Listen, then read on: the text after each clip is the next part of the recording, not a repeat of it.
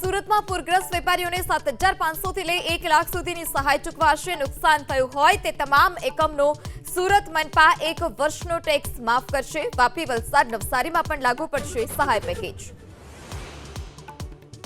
સરકારે સચિવાલયમાં સેક્શન ઓફિસના 28 નવા પદોને આપી મંજૂરી. સેક્શન ઓફિસના મંજૂર પદોની સંખ્યા વધીને 634. સરકારી ફાઇલોના નિકાલમાં વધુ ઝડપ આવશે.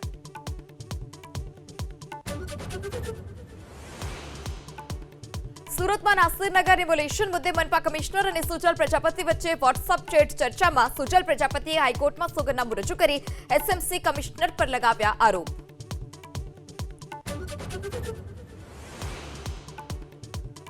સુરતની સુમુલ ડેરીની 9 બેઠકો માટે આજે મતદાન. 17મીએ આવશે ચૂંટણીના પરિણામ. 7 બેઠક પર ઉમેદવારો થઈ ચૂક્યા છે બિનહરીફ.